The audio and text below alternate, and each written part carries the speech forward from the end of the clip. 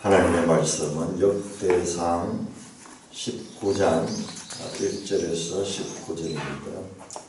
역대상 19장 1절.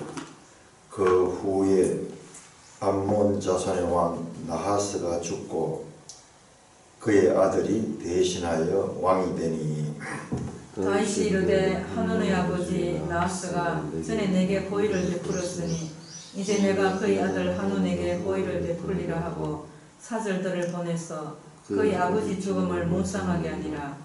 다윗의 신하들이 암몬 자손의 땅에 이르러 한온에게 나아가 묵상하며 암몬 자손의 방백들이 한온에게 말하되 왕은 다윗이 조문 사절을 보낸 것이 왕의 부친을 존경함인 줄로 여기시나이까.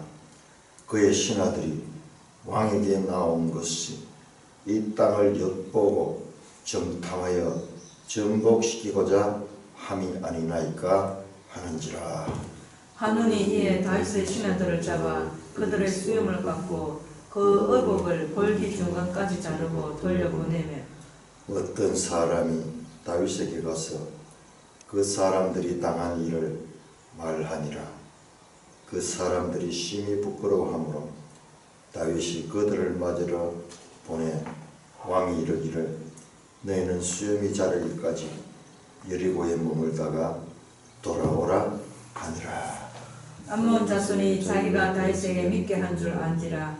한온과 암몬 자손은 더불어 은 1000달란트를 아람 나하라임과 아람 마아가와 소바에 보내 병거와 마병을 상대되 곧 병거 32,000대와 마아가 왕과 그의 군대를 고용하였더니 그들이 와서 메드바 앞에 진침해 암몬 자손이 그 모든 성읍으로부터 모여와서 싸우려 한지라.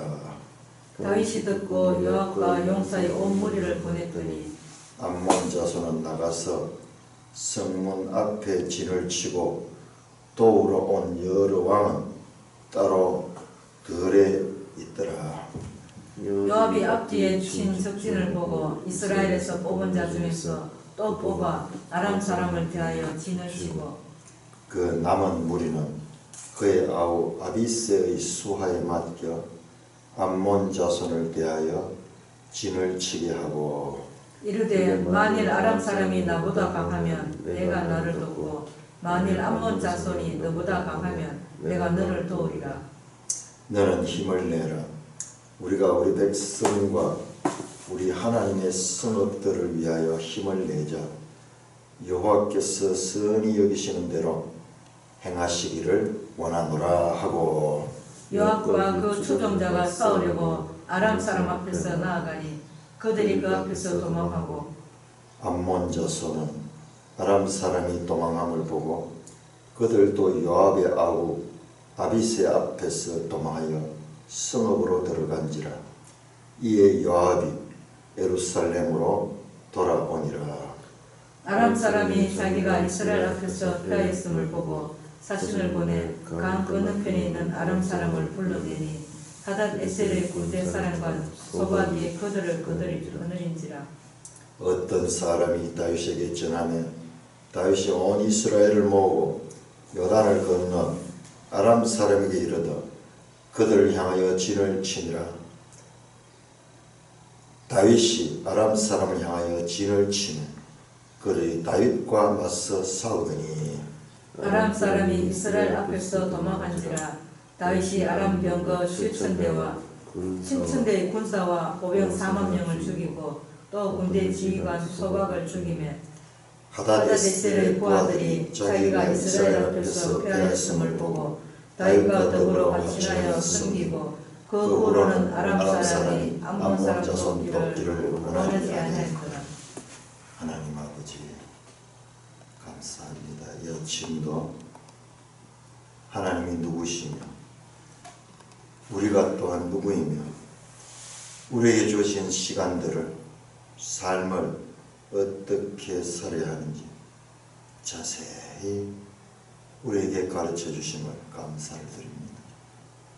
성령 하나님께서 우리 마음을 깨우쳐 주셔서 하나님의 뜻을 보게 하여 주옵소서. 예수님 이름으로 기도드리옵나이다. 아멘. 자, 이 19장은 제가 말씀드렸듯이 18장, 19장, 20장은 전쟁에서 승리하는 그 기사들을 집중적으로 모아놨습니다. 그래서 이게 막 연달아 가지고 전쟁이 이렇게 이기는 것이 아니고 흩어져 있는 다윗 생에 있어 가지고 여러 번의 전쟁이 있었는데 그 전쟁들을 다 모아놨어요. 자, 그래서 역대상은 해석된 역사라 하는 말을 제가 계속 반복해서 드릴 수밖에 없는데, 시간적으로도 앞에 있던 이 언약궤 사건이요, 이보다도 앞서 있었던 일이 아닐 수도 있습니다. 지금 여기는 주제를 가지고 이 역대기를 통해서 하나님은 메시지를 전하고자 하는 거지, 과거 역사의 단순한 나열로서 하는 것은요, 열왕기나 사무엘서에 이미 다 나왔어요. 지금 똑같은 내용이에요. 이게 똑같은 내용입니다. 그런데 때로는 역대기에는요, 사무엘서나 열왕기에 없는 내용들이 자세하게 기록이 된 데 있어요. 또한 사무엘서나 열왕기에 있는 내용이 과감하게 생략된 부분이 있습니다. 예를 들어서 다윗이 범죄한 그런 사건들이 전부 이 무렵에 일어나는 거예요. 그런데 그 이야기 하나도 안 나와요. 밧세바 사건 안 나옵니다.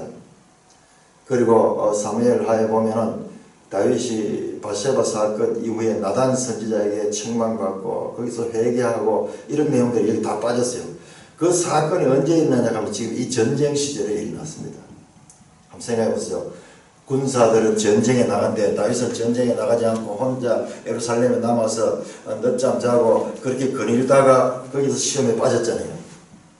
그 전쟁에 나갔던 이 우리아 장군을 불러들이는 것도 바로 여기에 이 암몬과의 전쟁, 이 전쟁이에요. 이 전쟁. 그래서 이 전쟁 기사들을 통하여서 하나님이 누구시며 우리가 어떻게 살아야 될 것인가를 말씀하고 있다는 것을 우리가 생각하면서 본문을 보겠습니다. 자, 첫째, 암몬 자손의 왕 나하스. 자, 지도 161쪽을 봅니다. 이 지도 없이는 우리 성경을 제대로 이해할 수 없어요. 그런데 우리 이 믿음의 선배들은 이런 좋은 자료들을 가지지 못했어요. 그런데 우리는 지금 한눈에 볼 수 있도록 이렇게 지도가 그것도 주제별로 성경 순서대로 완벽하게 이런 그야말로 엄청난 보조자료입니다. 자, 우리 지도를 보면은 요단강이 있고 요단강 동편에 암몬 있죠.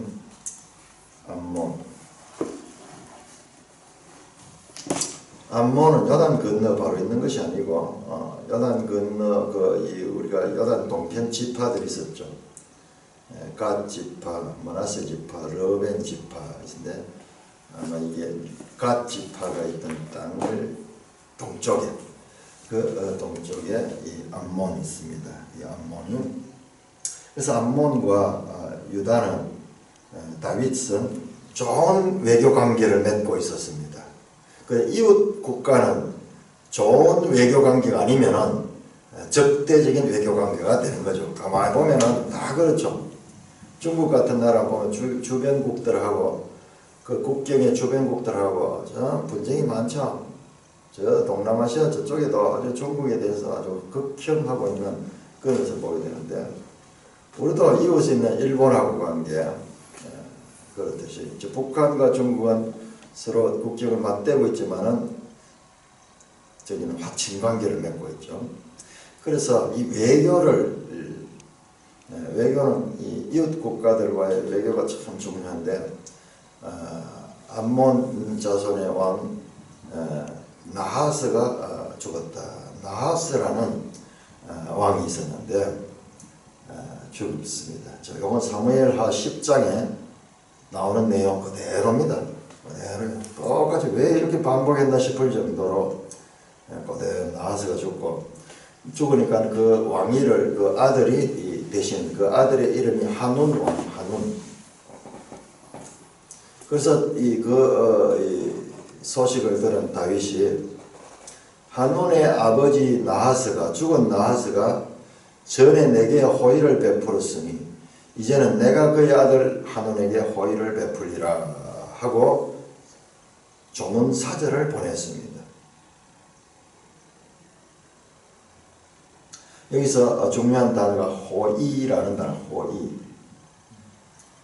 외교관계에 있어서 나하스와 다윗은 서로 이 친교를 가지며 뭐 동맹관계까지 갔는지는 모르겠습니다만은 아주 좋은 관계입니다. 지금 북한에 보면은 김정은이하고 이걸 김정은이가 뭐 중국에도 가고 갈 때가 중국하고 러시아밖에 없잖아요. 그 사람 아직까지 외국에 나온 적이 없어요.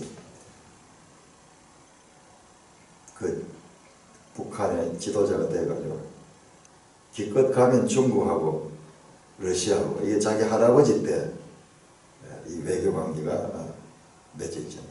그리고 후손들까지도 그게 이어집니다. 다윗이 외교 정책을 하는 조문 사절들을 많이 보내가지고 그의 아버지 죽음을 문상하게 하니라. 다윗의 신하들이 암몬 자손의 땅에 이르렀다. 자, 우리가 개인 관계에 있어서도 경조사가 있을 적에 문상을 하게 되면은 그것은 단순한 문상 이상의 의미를 가집니다. 나는 당신을 지지합니다. 당신에게 나는 친교의 관계를 가지기를 원합니다. 내가 이런 일을 당할 때 당신도 와주시기를 바랍니다. 이게 보이지 않는 그와 같은 상호 호의를 표시하는 그리고 관계의 정진을 표시하는 의도가 됩니다. 초청을 했는데 오지 않으면은 무슨 사정이 있을 수도 있겠는데 안 갖는 사람이 오히려 더 마음이 미안하고 송구하고 다음에 그 사람을 만나려고 그러면은 이게 꺼려지는 거죠. 국제관계도 똑같아요.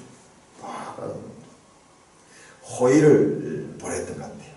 다윗은 가대 이 부조를 많이 이렇게 하면서 나는 당신에게 이렇게 호의를 가지고 있습니다 하는 그 표시를 하면서 좋은 사절을 보냈습니다.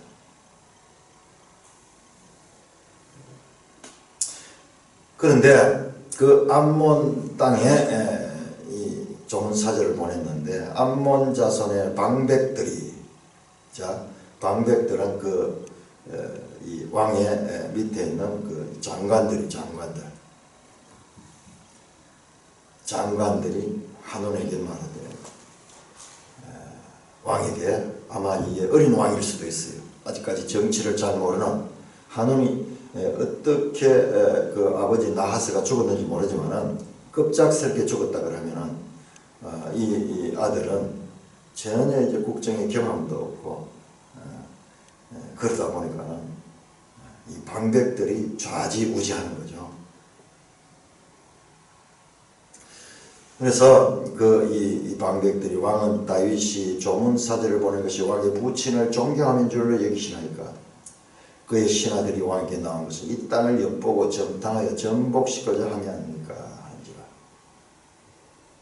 다윗의 의도와는 전혀 다르게 암몬 자손의 그 암몬의 이 방백들이 그 왕에게 그렇게 의심하게 하는 말을 집어넣습니다. 사실하고 다른 순수한 호의를 가지고 다윗은 문상을 했는데 이들은 그 다윗의 의도를 곡해하고 있습니다. 땅을 엿보고 정탐하여 전복시키고자 하느니까. 한온이 이에 다윗의 신하들을 잡아 그러자 그 경험 없는 그 왕이 이거 방백들의 실권자 방백들의 의견을 따라가지고 그대로 집행을 하는데 그 다윗의 신하들을 잡아 수염을 깎고 그 의복을 볼기 중간까지 자르고 돌려보냈다. 이 수염을 깎는다는 것은 이 고대 시대에서 아주 남자가 이 수염을 깎인다는 건 이게 아주 수치스러웠던 것 같아요. 수염을 깎고 남자들이 참 수염 처리가 이 힘들어. 요즘은 이렇게 좋은 면도기가 있으니까는 이렇게 할 수 있지만 과거에는 사실 이거를 매일 깎을 수도 없고 그래서 아예 길렀던 것 같아요.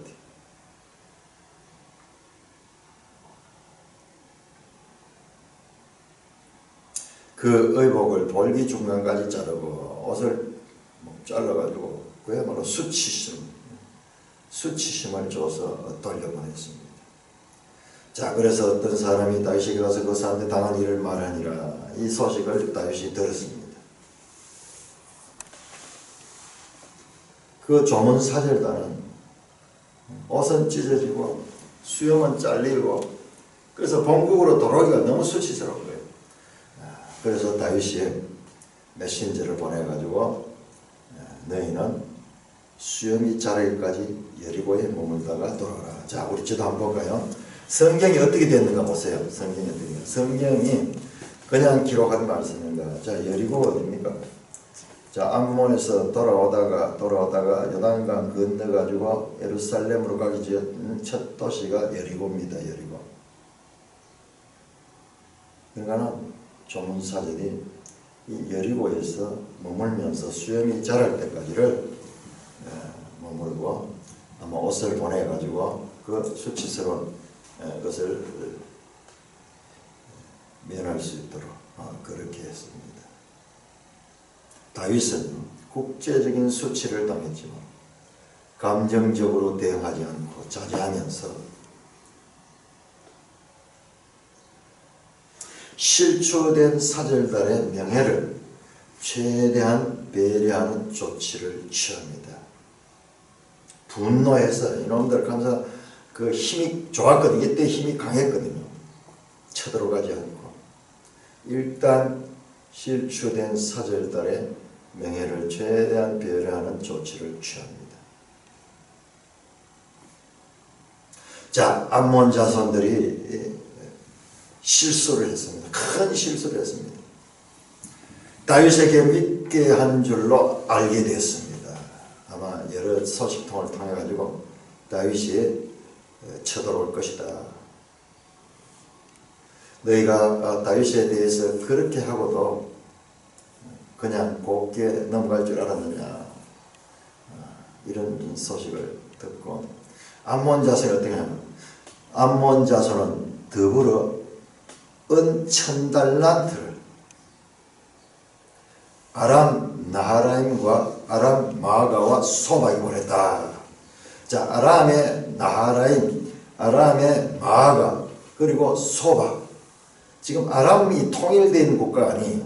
아람 지역에 이 나하라임도 있고 마가도 있고 소바도 있습니다. 우리 지도 한번 볼까요? 아람은 그 북쪽에 있죠. 북쪽에 아람의 소바, 그리고 마가, 그리고 이 나하라임은 안 나오죠. 자, 이렇게 북쪽, 저쪽 빨간 그 이 화살표가 저쪽 끝에서 나오는데 잘려지는 그쪽인 것 같아요. 자, 그래서 이들이 소위 용병입니다. 용병.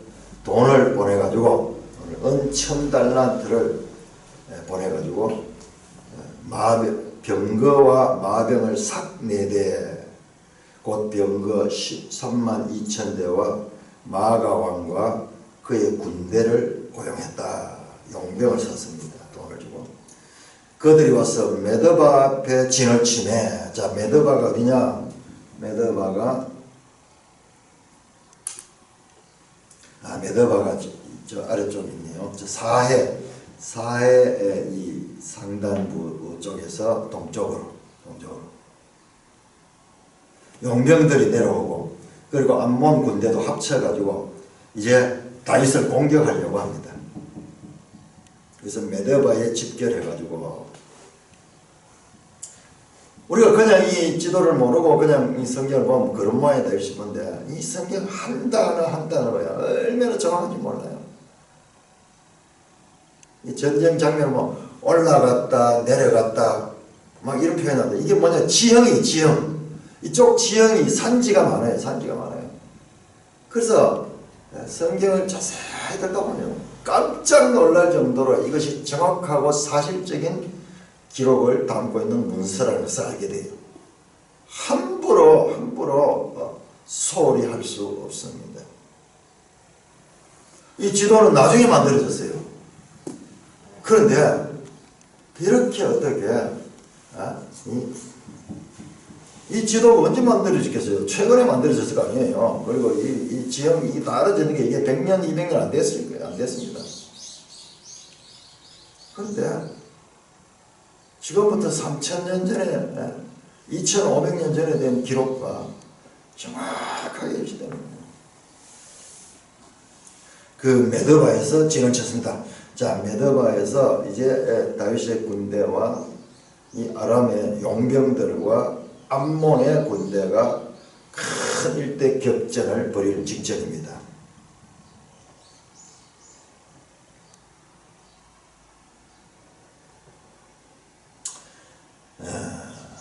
실제 후반절에 그 모든 성으로, 암몬 자손이 모든 성으로부터 나와 싸우는 자. 자, 용병, 외국의 용병들과 암몬도 성읍이 여러 개인데 그 모든 성읍에서 군대를 동원해가지고 이제 다윗과 일대 격전을 벌입니다. 잘못 건드렸습니다.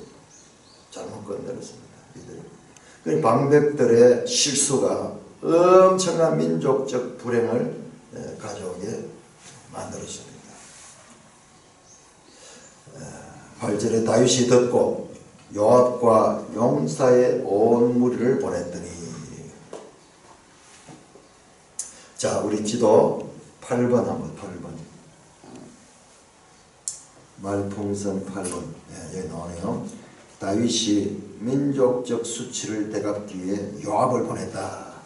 자, 내가 역대기를 보면서 발견하는 것은 요압에 대한 호의적인 표현. 우리 사무엘서 보면요, 요압에 대해서 그렇게 호의적이지 않아요.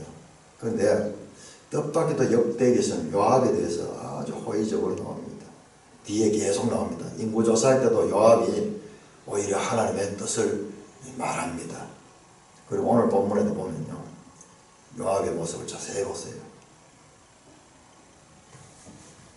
자, 그래서 다윗이 듣고 요압과 용사의 무리를 온 무리를 받는, 요압은 아마 다윗의 이 국가 이스라엘의 2인자였어요. 2인자. 그래서 그 요압 휘하에 군대를 보냅니다.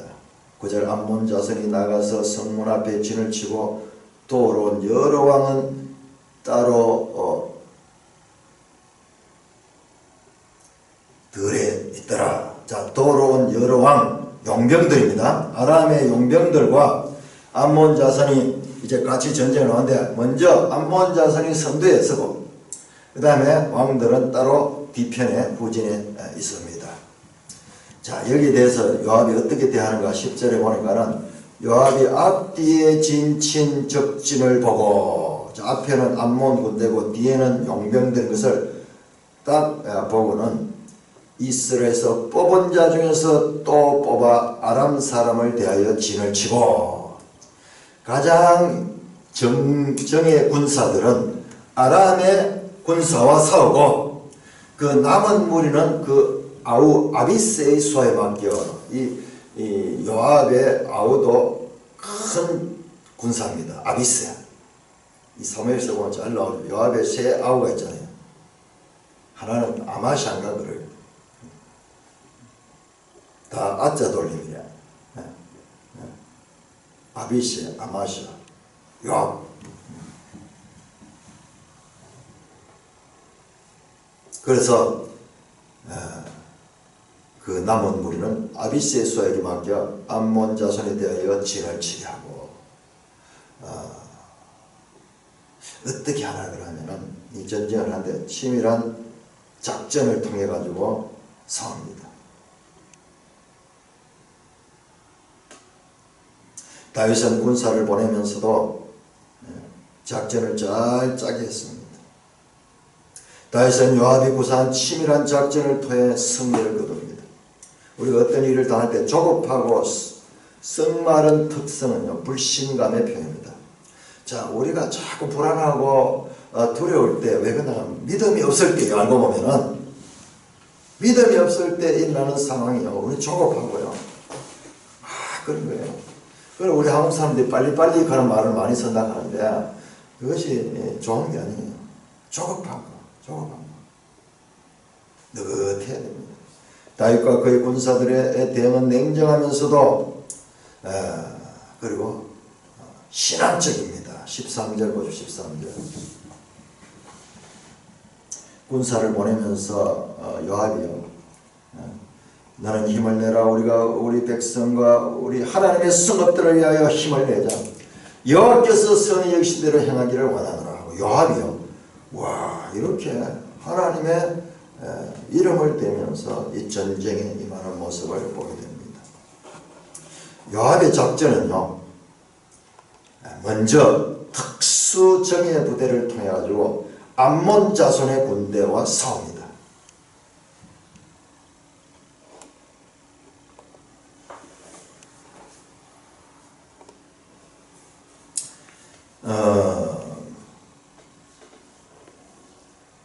그래서 10절에 보니까 요압이 앞뒤에 진을 보고 이스라엘에서 뽑은 자 중에 또 뽑아 아람 사람을 대하여 진을 치고, 그러니까 용병들과 이 진을 따로 이렇게 정예 부대가 이 용병들과 이 대항하기 위하여 진을 치고, 그 남은 무리는 아비세수아에 맡겨 암몬 자손에 대하여 진을 치게 하고, 이렇게 각계 분리 대응합니다. 용병들에 대해서 그리고 암몬 자손에 대해서 각계 분리해서 각계 격파를 하는 작전을 가지고 지금 전쟁에 임하고 있습니다. 그러면서 12절에 만일 아람 사람이 나보다 강하면 네가 나를 돕고 만일 암몬 자손이 너보다 강하면 내가 너를 도우리라. 각계 전투를 하되 우리가 이기게 되면은 빨리 서로 돕자. 그런 작전을 가지고, 그래서 아주 신앙적인 거, 너는 힘을 내라. 우리가 우리 백성과 우리 하나님의 성읍들을 위하여 힘을 내자. 여호와께서 선히 여기시는 대로 행하기를 원하노라 하고, 요압이요, 아주 믿음의 이 모습을 가지고 전쟁이 됩니다. 14절, 요압과 그 추종자가 싸우려고 아람 사람 앞에 나가니, 자, 특수부대죠. 요압과 이 정예 부대가 아람 사람 앞에 나가니, 자, 우리 지도 10번 한번 보고요. 지도에서 10번.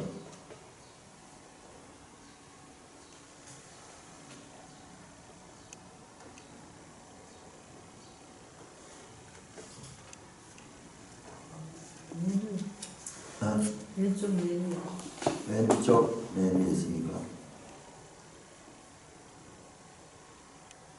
이것은 딴 전쟁인데.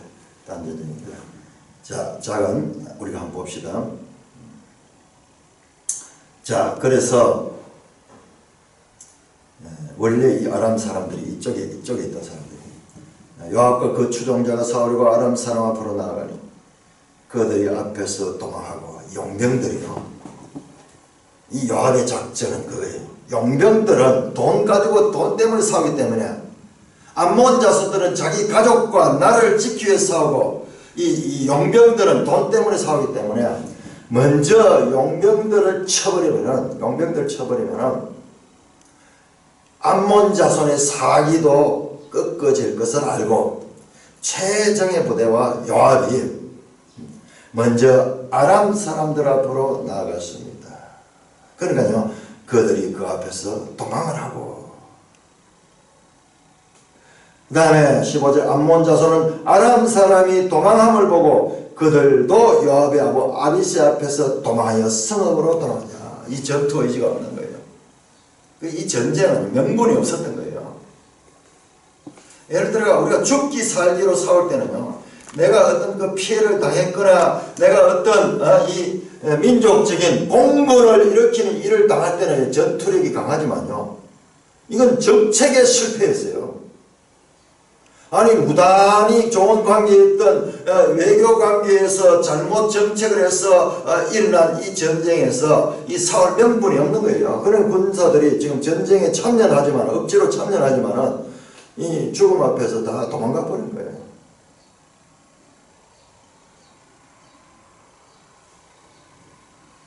그래서 전쟁이 끝이 나면 이에 요압이 예루살렘으로 옵니다. 공격하지 않습니다. 그 이야기는 20장에 나옵니다. 그래서 이 전쟁에서 이 암몬과 이 용병들이 도망을 갑니다. 아마 뒤에 보니까 이게 지금 계절적으로 전쟁하기 좋은 계절이 아니에요. 우기가 왔던 거죠. 우기가. 이에 요압은 예루살렘으로 돌아오리라. 자, 예루살렘이라는 단어를 우리가 눈여겨봐야 돼요. 예루살렘이 이제 처음으로 등장하기 시작합니다. 자, 16절 아람 사람이 자기가 이스라엘의 패했음을 보고 사신을 보내 강 건너편에 있는 아람 사람을 불러내니, 여기 나오네. 자, 여기에서 용병 아람 사람들이요, 이스라엘에게 수치를 당했잖아요. 도망가면서 패했잖아요. 그래서 사신을 보내가지고 강 건너편에 있는 아람 사람을 불러내니, 여기서 강 건너는, 이 강은 요단강이 아니고 유프라테스 강. 여기 이 지역에서 강 하면요, 유프라테스 강, 티그리스 강이에요. 그래서 그 강 건너편에 있는 아람 사람을 불러내 가지고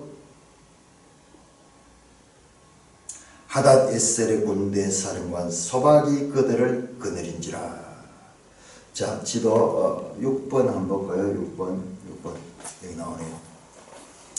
아람의 강 건너편은 맞네요. 여기에 지금 이 유프라테스 강 쪽이거든요. 이 화살표 출발이 유프라테스 강 건너에 있는 이 아람 사람 하닷 에셀의 군대가 다시 이 원병을 보냅니다.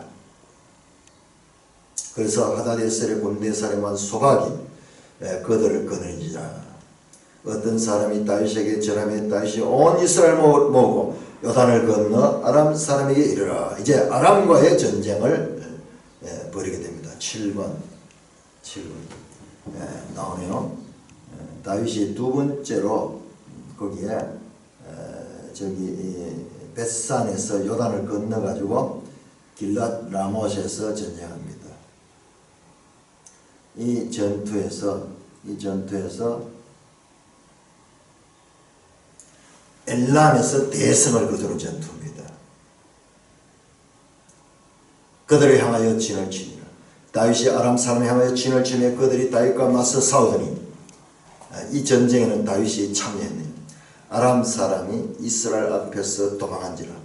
다윗이 아람 병거 7,000대의 군사와 보병 4만 명을 죽이고 또 군대 지휘관 소박을 죽이며 하닷 에셀의 부하들이 자기가 이스라엘 앞에 패했음을 보고 다윗과 더불어 화친하여 섬기고 그 후로는 아람 사람이 암몬 자손을 돕기를 원하지 아니하더라.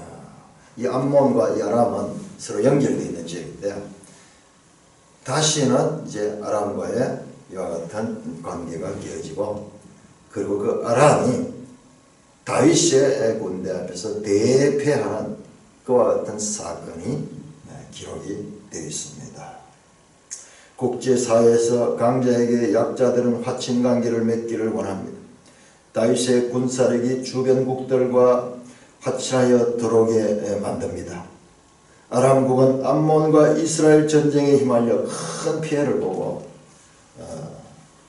지금 이 다윗과 화친하게 되는 그와 같은 장면이 내용이 나옵니다. 자, 20장 넘어가요. 20장. 이 전쟁 기사는 다 연결되더라고요. 자, 해가 바뀌어 교독합니다. 20장 1절. 해가 바뀌어 왕들이 출정할 때가 되매 요압이 그 군대를 거느리고 나가서 암몬 자손의 땅을 격파하고 들어가 랍바를 에워싸고 다윗은 예루살렘에 그대로 있더니 요압이 랍바를 쳐서 함락시키매 다시 그 왕의 머리에서 보석이 있는 왕관을 빼앗아 중량을 따라보니 금 한 달란트라. 그들이 왕관을 자기 머리에 쓰니라. 다윗이 또 그 성에서 노력한 물건을 무수히 내오고 그 가운데 백성을 끌어내어 톱과 새도끼와 돌서리로 일하게 하더라. 다윗이 암몬 자손의 모든 성읍을 이같이 하고 다윗이 모든 백성과 함께 예루살렘으로 돌아오니라. 이후에 블레셋 사람들과 게셀에서 전쟁할 때 후사 사람 삽지프게가 키가 큰 자의 아들 중에 10배를 쳐 죽이며 그들이 항복하였더라. 다시 블레셋 사람들과 전쟁할 때 아이레 아들 엘하나니 가드 사람 골리앗의 아후 라흐미를 죽였는데 이 사람의 창자루가 배틀채 같았더라. 또 가드에서 전쟁할 때 그곳에 키 큰 자 하나는 손과 발에 가락이 6이 모두 24이 있는데 그도 키가 큰 자의 소생이라.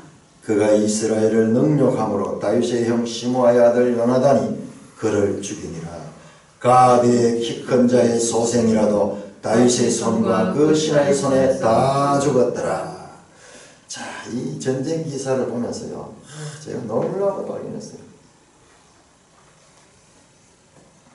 자, 해가 바뀌어서 왕들이 출전할 때가 되면 요압이 그 군대를 거느리고 나가서 암몬 자손의 땅을 격파합니다. 자, 앞에서 봤잖아요. 암몬 자손과의 전쟁에서 그냥 돌아왔잖아요. 암몬 자손은 도망가 뿌리고 그 공격하지 않고 돌아왔잖아요. 해가 바뀌어서 이제 공격을 합니다.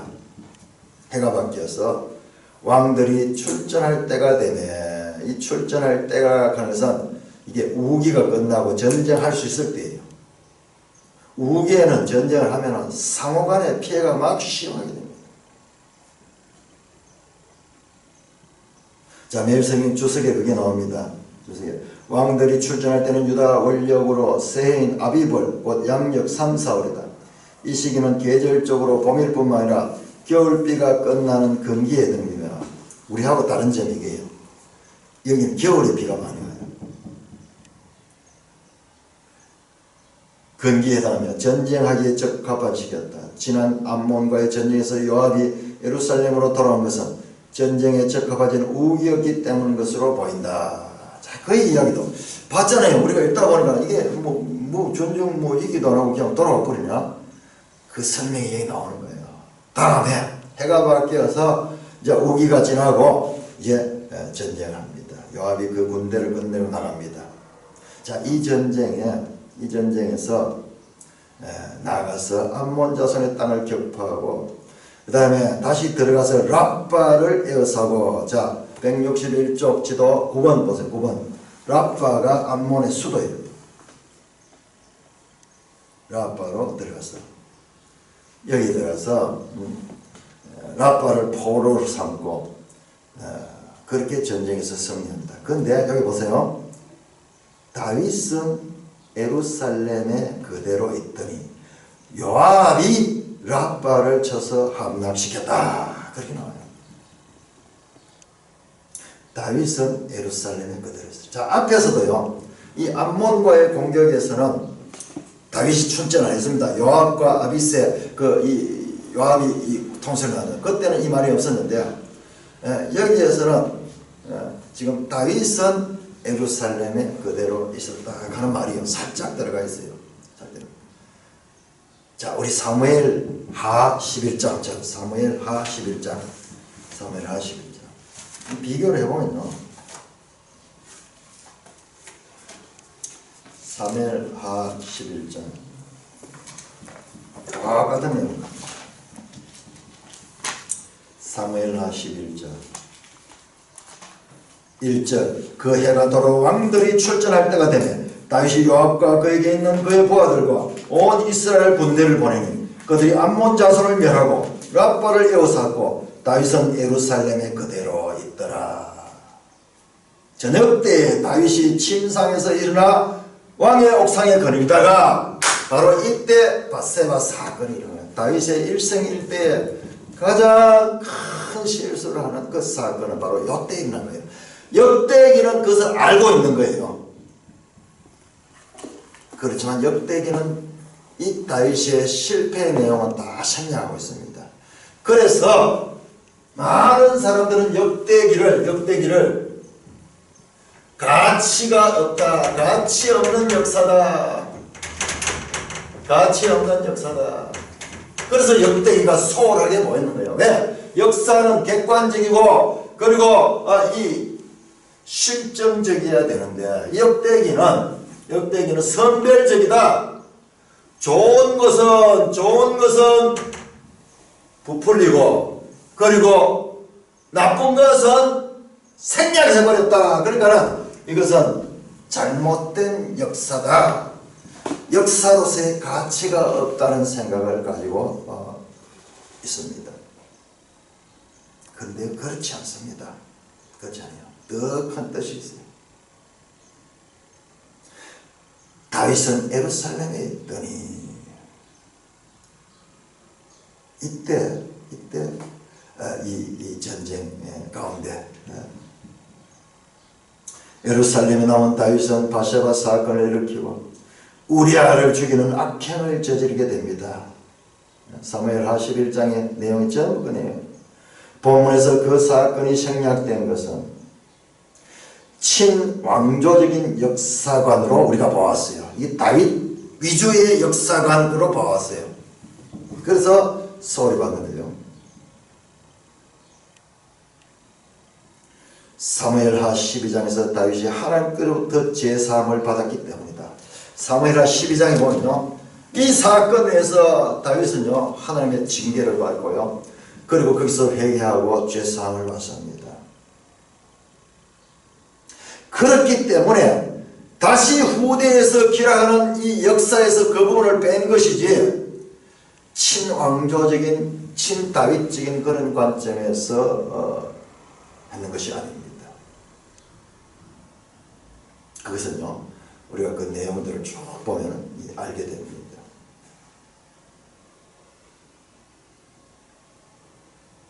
자, 그 다음에 보니까는 이 설명이 안 되는 내용이에요. 그 다음에 다윗이 그 왕의 머리에서 보석 있는 왕관을 빼앗아 중량을 달아보고 금 한 달란트와 그들의 왕관을 자기 머리에 서니라.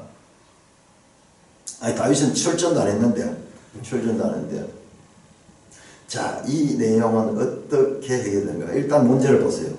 이 전쟁에서는 요압만 나가잖아요. 다윗은 예루살렘에 그대로 있었잖아요. 그런데 2절에 보면은 다윗이 그 왕의 머리에서 보석 있는 왕관을 빼앗아 이 암몬 왕의 왕관을 빼앗아 가지고 머리에 섰다. 그리고 다윗이 이 3절 보세요. 3절. 다윗이 모든 백성과 함께 예루살렘으로 돌아오니라. 잘못됐잖아요. 말이 안 되잖아요. 문맥상으로 말이 안 되잖아요. 자, 이제 이런 부분을 만나면은 이제 깊이 봐야 되는 거예요.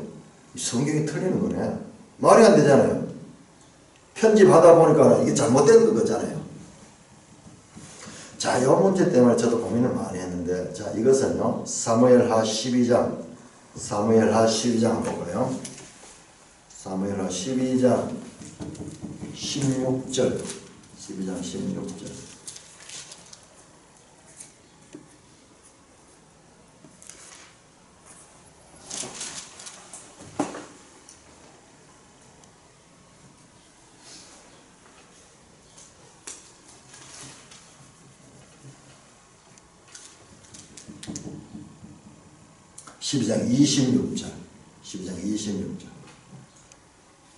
자, 이렇게 되는 거예요.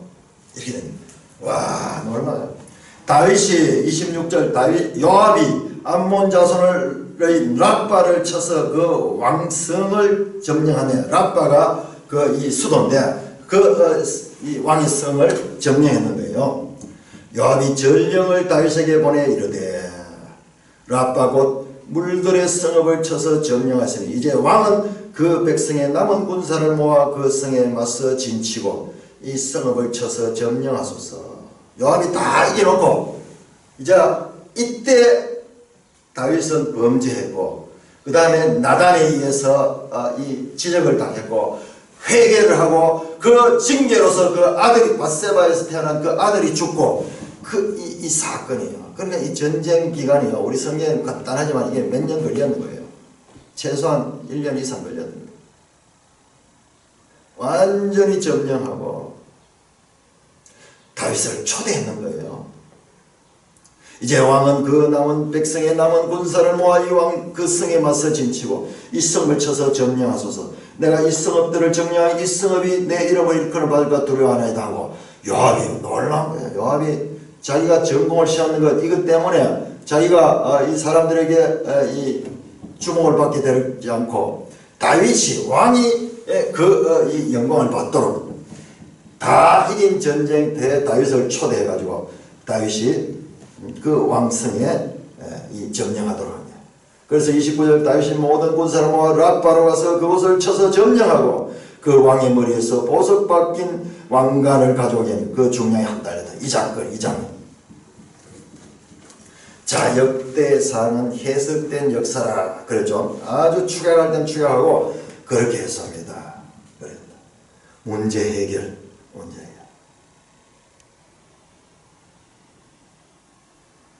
이후에 블레셋 사람들이 자 이렇게 해서 이 전쟁에서 완전히 승리하고 자 마지막으로 블레셋 전쟁을 다시 기록합니다. 자 블레셋의 이 지도 161쪽 다시 볼까요? 이제는 서쪽이죠. 서쪽. 블레셋 원래 블레셋 땅이요 넓었는데 지금 다윗 시대는 완전히 줄어들고 있어요. 자 161쪽 블레셋과의 전쟁입니다.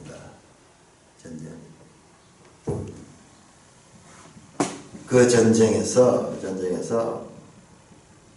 자 블레셋의 군대가 다 누구냐? 키가 큰 자입니다.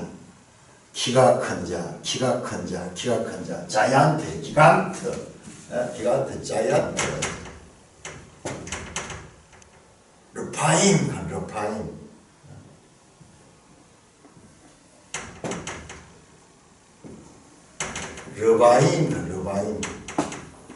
거인종, 르바임. 이 블레셋에는 거인족들이 살고 있습니다.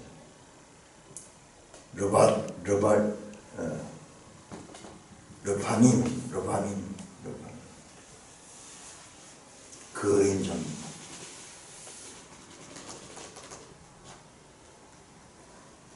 그 전쟁할 때에 4절에 보니까는 그들이 항복했다. 블레셋이 항복했습니다.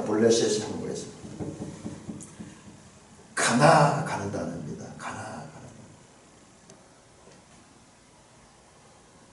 자 18장 1절 다시 한번 18장 1절 블레셋과의 전쟁이 나온다. 블레셋 사람을 쳐서 항복을 받고 여기서 가나요. 자, 이 전쟁 기사는요 이렇게 구성이 되어 있습니다. 해석된 역사라고 그랬죠. 해석이죠. 블레셋 그리고 블레셋 처음과 끝이 블레셋과의 전쟁을 담고 있고 그 다음에 그 중간에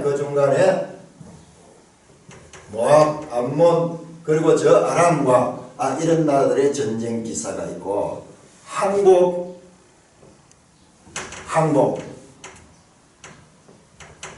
카사 다윗이 모든 전쟁에서 승리했는데 이것은 17장 보세요. 17장 다윗 언약의 성취다. 하나님께서 그렇게 해주시겠다고 하셨습니다. 자 17장 10절 하나님께서 다윗에게 약속할 때 17장 10절 전에 내가 사사에게 명령 내 백성 이스라엘 다스릴 때와 같지 아니하고 사사시대는 계속 공격당하고 그래서 많이 패배했습니다. 또 네 모든 대적으로 너게 복종하게 하리라 카사하게 하리라.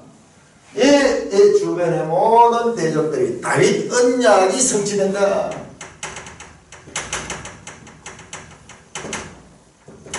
일차적으로 다윗 언약은 다윗 시대에 이와 같은 모습으로 성취되며 이 사건은 예수 그리스도 안에서 성취되는데 우리가 예수 그리스도 안에서 믿음으로 살아갈 적에 우리에게 주어지는 이와 같은 대적들과의 삶에서도 하나님 함께 하시면 승리할 수 있습니다. 특별히 제일 마지막으로는 이 거인들, 이 거인족들. 이 세상에는요, 우리가 이길 수 없는 거인들이 얼마나 많은지 몰라요. 이 세상의 모든 것들을 쥐고 돈과 권력과 힘을 가지고 있는 거인족 같은 자들이 우리를 대적할 때가 많습니다. 그들조차도 8절에 보니까는 가드의 키 큰 자의 소생이라도 다윗의 손과 그 신하의 손에 다 죽었더라.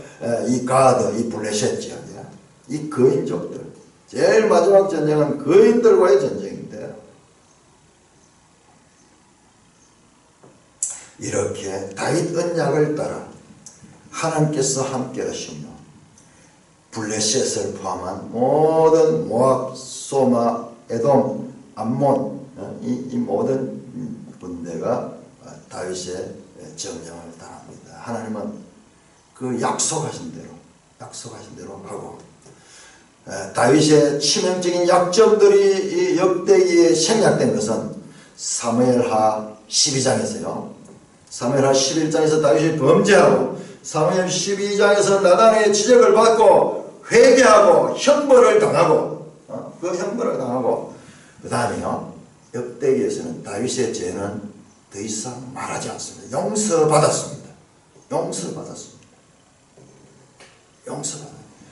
죄가 비록 범죄했지만 하나님으로부터 용서함을 받은 자에게는 더 이상 그 죄를 추궁하지 않는 그와 같은 기사를 또한 우리는 역대상이 해석된 그 역사 속에서 발견할 수가 있는 것입니다. 찬송가 349